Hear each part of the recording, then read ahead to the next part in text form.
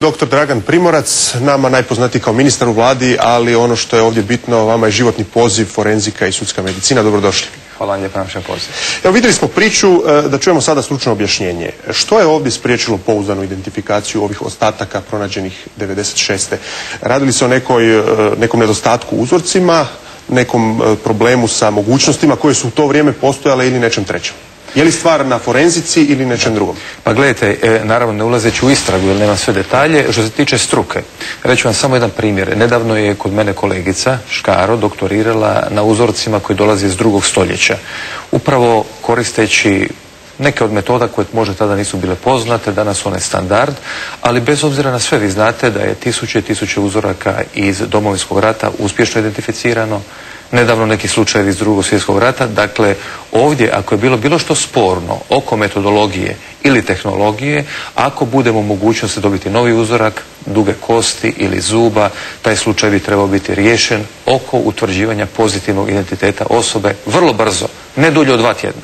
Dakle, ovo je u biti administrativni problem, recimo to tako. Da, iz ovoga sada očito da treba ponoviti uzorak, treba naći mehanizme preko policije, državnog odvjetništva, doći ponovo do tog uzorka i napraviti analizu u jednom od bilo kojeg hrvatskih laboratorija. Imate sjajan laboratorij na Šalati, imate moj splitski laboratorij, imate Genos, imate laboratorij u Osijeku, imate laboratorij Ministarstva unutarnjih poslova na Kustoši. Dakle, imate najmanje 5 institucija koje u ovom trenutku mogu napraviti vrlo uspješnu analizu i utvrditi identitet osobe. Je li je ili nije?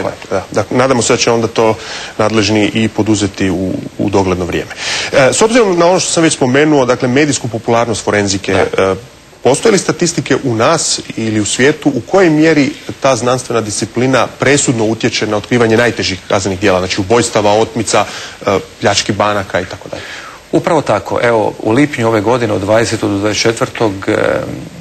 ćete imati jedan od najvećih svjetskih kongresa koji će biti na Bolu, gdje dolazi krema od američke vojske, FBI-a, dakle vodeći forenzičari koji su pokazali da je danas forenzika apsolutno nužna za funkcioniranje jedne sigurne države. Ja ću vam samo reći jedan slučaj. U Americi je bio poznat takozvani Chicago slučaj gdje je upravo zbog neprovođenja jedne određene zakonske legislative se dogodilo da jedna grupa kriminalaca ponavljala i učinila više od 30 ubojstava ili 50 silovanja. Kad se umiješala forenzička DNA analiza, slučaj je riješen u nekoliko dana. Sjetite se samo slučajeva iz Domovinskog rata. Oko 13.000 nestalih na početku 1991. godine. Nakon toga, naravno, uz druge forenzičke metodologije, mi moramo znati da je tu forenzički patolog, antropologija, stomatologija i tako dalje. Uz forenzičku DNA analizu vi definitivno danas ne možete zamisliti funkcioniranje normalne kriminalistike. I ono što je najvažnije, vi imate nekoliko tehnologija. Oko ovog konkretnog slučaja imate takozvani Y kromosom koji se nasljeđuje isključivo od oca na sin. Dakle, ako imamo trag bilo kojoj liniji da se radi o djedu, ocu ili unuku, vi imate potpuno identičnu mutaciju i možete utvrditi identitet.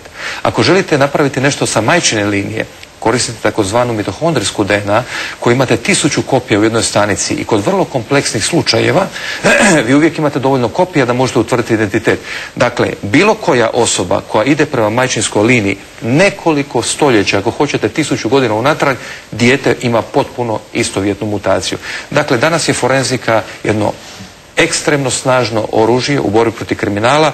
Evo, mi smo prije par dana imali jednu veliku raspravu oko uvođenja DNA baze podataka koja će praktički obuhvatiti sve osobe koje su počinili teže kazneno djelo.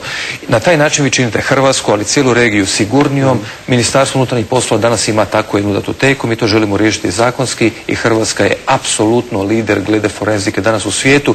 S bilo kojim forenzičarom da se nađete, razgovarate američkim iz Brisela, on će vam to potvrditi. Dakle, ovdje se radi samo o jednom administrativnom dijelu. Jedan put kad dobijemo zub ili ostatak kosti, ovaj slučaj bi trebao biti vrlo brzo riješen. Ovo o kojem smo govorili. Ali evo za kraj, u nas se svako malo ili svako nekoliko godina poteže to politički dosta problematično pitanje žrtava iz 2. svjetskog rata, odnosno s kraja 2. svjetskog rata. Vi ste mi ovdje rekli da imate jedan primjer, odnosno 4 razriješena slučaja pronađena kraj Škofje Loke u Sloveniji, koja bi upravo trebala dokazati da se sve može razriješiti i praktički ste u potpunosti riješili identitet ostataka 4 osoba pronađenih kraj Škofje Loke. Točno. To je zapravo prvi slučaj gdje se pokazalo da analiza DNA, kad se radi na način koristeći naravno najnovije tehnologije, ali jedan timski rad, tu ste imali forenzičari iz Bosne i Hercegovine, Slovenije, naše Hrvatske, mi smo od 27 uzoraka utvrdili pozitivni identitet 4 osobe.